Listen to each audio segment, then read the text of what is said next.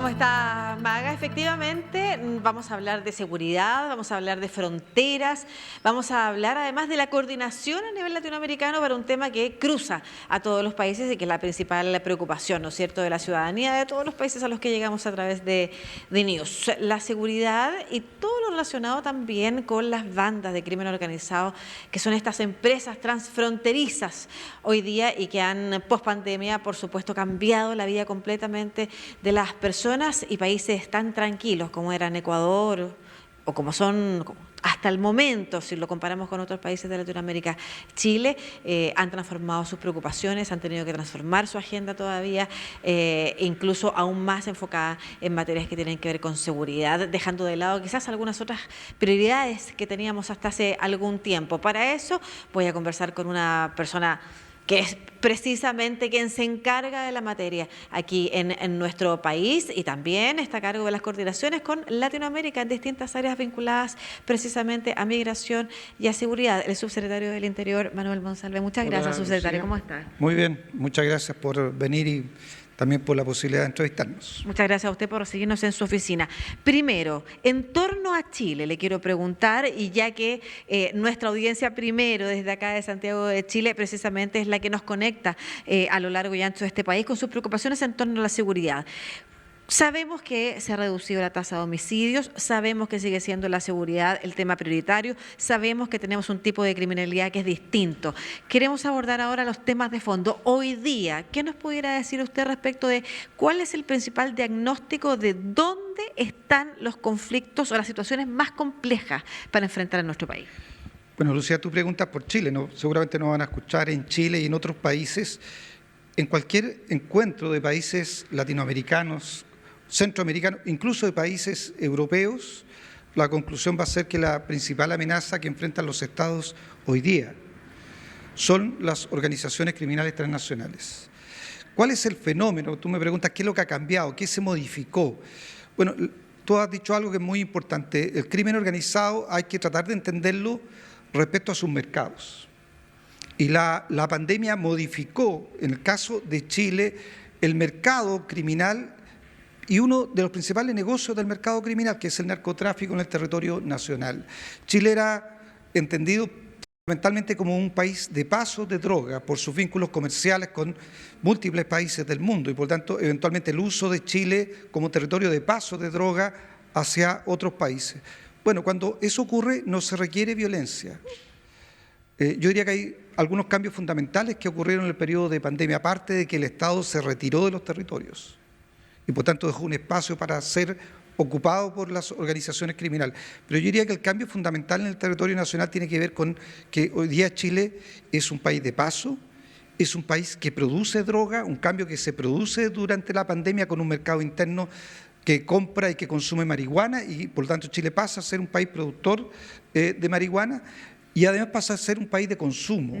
Y cuando hay consumo, en un barrio, en una población, hay puntos de venta, hay una organización que toma control de ese territorio, toma control de esos puntos de venta, protege esos puntos de venta con armas, elimina a sus competidores y por tanto lleva mucha violencia a los territorios del país. Y yo diría que ahí hay una primera explicación de lo que está ocurriendo en Chile, que ve hoy día homicidio y la gente que nos escucha seguramente no logra sintonizar con una baja en la cantidad de homicidios, porque a los chilenos lo que les impacta es la violencia de los homicidios.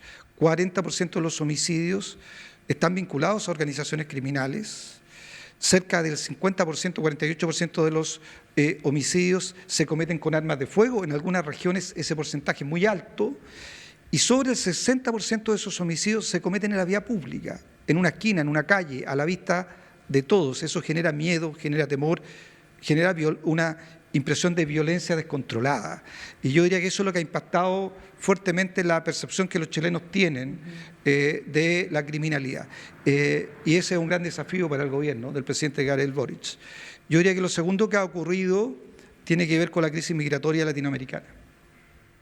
Y quiero hacer la distinción. Cuando salen 6, 7 millones de personas de un país, no se trata de que esas personas sean delincuentes, son migrantes. Pero la migración es un gran mercado criminal.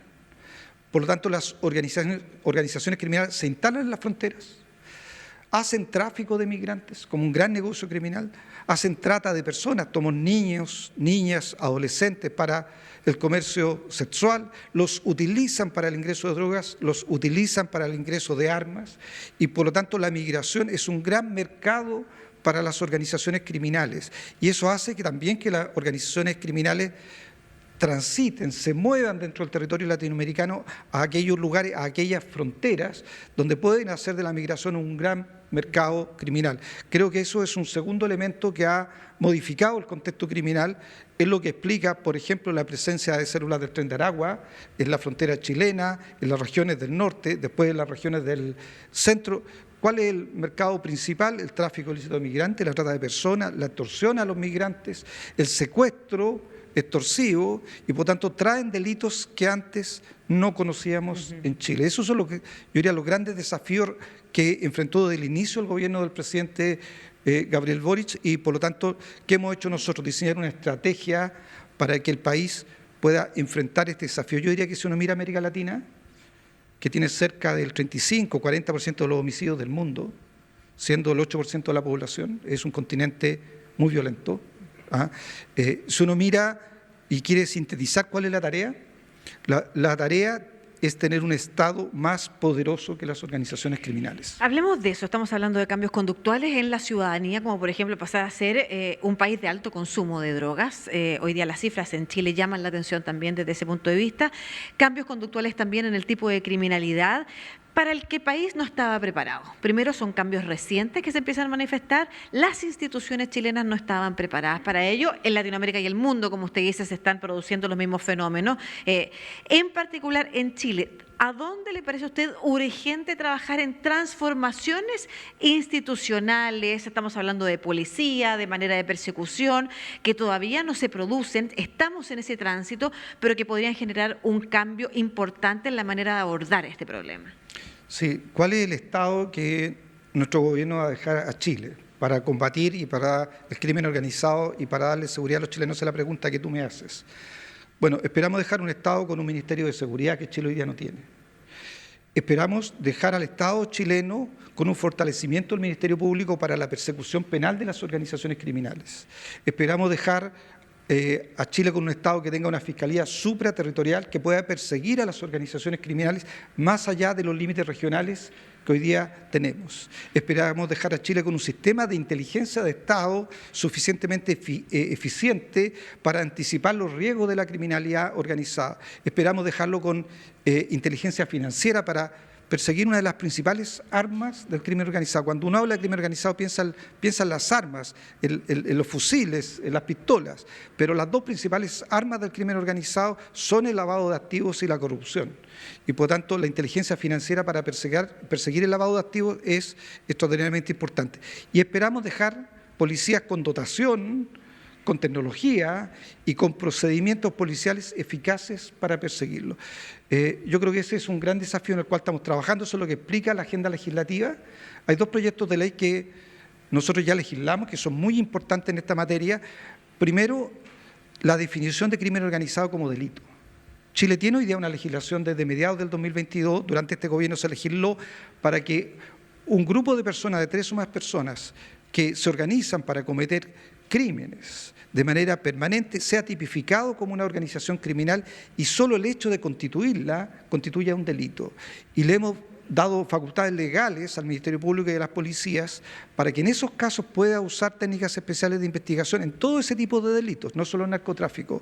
Por lo tanto, interceptación de teléfono, interceptación de equipos tecnológicos, agentes encubiertos, agentes reveladores y la tecnología para llevar adelante esas técnicas especiales de investigación. A propósito de tecnología, hablemos de las fronteras. Hace poco se implementó un nuevo sistema biométrico, ¿no es cierto?, en la frontera norte. Hablemos también de las aduanas, de los puertos, pero en particular en el norte. Explíquenos cómo está funcionando este sistema. Sí, seguramente quienes nos ven, Lucía, ven la migración como una amenaza. Y obviamente el compromiso del gobierno es una migración ordenada, regular y segura. Pero dentro de la migración ven una segunda amenaza muy importante, que los países no sean capaces de distinguir a aquel migrante que es un peligro para la seguridad del país de aquel que no lo es. y no sea capaz de distinguir a aquel que tiene antecedentes, es parte de una estructura criminal en otro país, cometió un homicidio en otro país, cometió un robo con violencia en otro país. Ese desafío de poder identificar quiénes son las personas que migran de manera irregular es el desafío que hemos asumido a través de lo que tú planteas. En Arica, en Huara, en la región de Tarapacá, en Colchane, hemos implementado algo que nos parece debemos ser en América Latina los únicos países que hoy día lo tenemos implementado, que es un registro de identificación biométrico, trabajo que hemos hecho con la Policía de Investigaciones. El piloto lo hemos financiado con recursos del Gobierno Regional de Arica. ¿Qué permite hacer? Permite, si alguien ingresa, registrar sus huellas, hacer registro de voz y hacer registro del algoritmo que permite identificar su rostro. Y estamos poblando una base de datos que nos permita, por lo tanto, identificarlos dentro de Chile, pero además compartir información con otros países para saber si estas personas tienen antecedentes en otros países. La identificación biométrica, además, es muy útil en materia de investigación. Voy a colocar un ejemplo. Si hay un secuestro y en el marco de la investigación hay una interceptación telefónica y en esa interceptación se registra una voz, si yo tengo registrada la voz de las personas en una base de datos, puedo hacer el match y puedo saber a quién pertenece la voz que estoy escuchando en una interceptación telefónica. La identificación biométrica es un salto muy relevante en materia de seguridad. A propósito de eso, llegan este fin de semana un grupo de expertos desde Estados Unidos, precisamente expertos en materia de resguardo de la frontera. ¿Qué es lo que van a observar? Y a su juicio, si nos puede adelantar también parte de ese trabajo y en particular su propia opinión respecto de dónde están las debilidades. Acabamos de hablar de una nueva y gran tecnología piloto, ¿no es cierto?, en el norte, pero ¿qué pasa con los puertos? ¿Y qué otro tipo de materia van a observar precisamente a sus expertos? Háblenos de esa visita. Bueno, la migración irregular es un desafío en muchos países. Uno de ellos es Estados Unidos, por su frontera con México. De hecho, muchos migrantes de América Latina buscan llegar a Estados Unidos y queremos compartir experiencias y fundamentalmente aprendizajes para poder fortalecer las capacidades del Estado chileno de proteger su frontera. Nosotros tenemos desplegados a través de una facultad extraordinaria que le da la Constitución al Presidente de la República, a las Fuerzas Armadas en las áreas fronterizas de las regiones de Arica, de Tarapacá y de Antofagasta. Estamos implementando este sistema de identificación biométrico. Estamos haciendo una inversión muy fuerte en tecnología en la frontera, estamos colocando puestos de mando, puestos de observación fronteriza, cámaras térmicas de televigilancia, drones, pero aún así queremos aprender cómo lo están haciendo, cómo lo está haciendo Estados Unidos en su frontera con México. Ellos vienen a mirar lo que hacemos y nosotros esperamos en diciembre ir a mirar lo que ellos hacen en la frontera que tienen con México. Por lo tanto, es fundamentalmente un intercambio de aprendizaje. Perfecto. Finalmente, Chile va a encabezar a partir del próximo año CLASI, ¿no es cierto?, que es el Comité Latinoamericano de Seguridad Interior. La articulación regional es fundamental precisamente cuando estamos hablando de un crimen organizado que trasciende las fronteras en América completa, digamos, no solamente en Latinoamérica. ¿Qué es lo que se está haciendo hoy en coordinación y dónde, a su juicio, le falta a Latinoamérica organizarse? Sí, a ver, cuando hablamos de crimen organizado transnacional y pensamos en armas, lavado de activos, por colocar algunos, un elemento estratégico es la cooperación internacional. No es una batalla que gane un país de manera aislada y solitaria. Por lo tanto, todos los espacios de coordinación son muy importantes, y hay varios, hasta Meripol, que es un espacio de coordinación de las policías de América Latina, hasta Interpol, que es un espacio de coordinación y de colaboración mundial, está el Comité Latinoamericano de Seguridad Interior, está el Pacto, que es un programa de asistencia técnica europea. ¿Por qué es tan importante? Porque los mercados criminales no ven fronteras nacionales. Una organización puede tener su estructura, su mando en un país, puede tener una cadena de distribución que cruza 2 o 3 países y puede tener la operación en otro país. Por lo tanto, cada país tiene, por decirlo así, algo de información que sin juntarla es imposible desarticular esa organización. Por lo tanto, la cooperación internacional, y si tú me preguntas, dentro de la cooperación internacional, el intercambio de información es clave.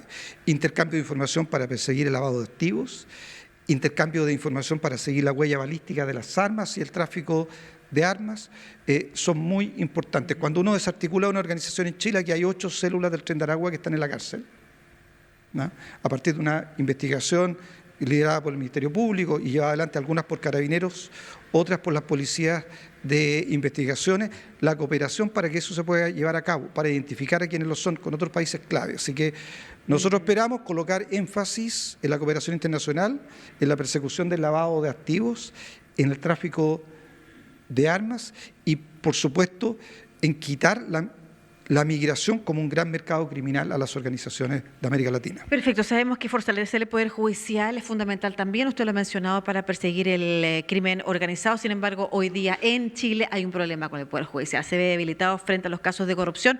Un último mensaje respecto de qué manera usted ve también el escenario a propósito de lo que está pasando a raíz del caso del abogado Luis Hermosilla, el golpe que esto ha significado a la Corte Suprema con los antecedentes de la ministra Vivanco. Unas palabras sobre eso. Sí, Chile no tiene la situación de otros países, pero justamente porque no la tiene que ser muy riguroso en cuidar su situación. Un gran logro, no es este el caso en particular, pero un gran logro para que los delitos sean impunes es que las instituciones del Estado sean corruptas. Y por lo tanto la lucha contra la corrupción también es la lucha para proteger el país contra el crimen y las organizaciones criminales, independiente del tipo de corrupción, porque en este caso lo que está en investigación no son delitos vinculados necesariamente al narcotráfico, parecen ser ciertos delitos, como se dice en Chile, de cuello y corbata, que tienen que ver con intereses económicos, con empresas, pero también hay filtración de audio respecto a investigaciones y cuando eso ocurre, bueno, ocurren dos cosas. Es más probable que una organización que tiene poder económico pueda comprar su impunidad y también es muy probable que la gente, los ciudadanos, pierdan confianza en las instituciones y por lo tanto cuando eso ocurre es un campo fértil para la organización criminal. Entonces yo diría que lo más clave del caso Hermosilla es que Chile como país y sus instituciones, el Poder Judicial, el Poder Ejecutivo, el Poder Legislativo, tienen que dar señales muy claras a la ciudadanía de que no están dispuestos a tolerar ningún espacio de corrupción.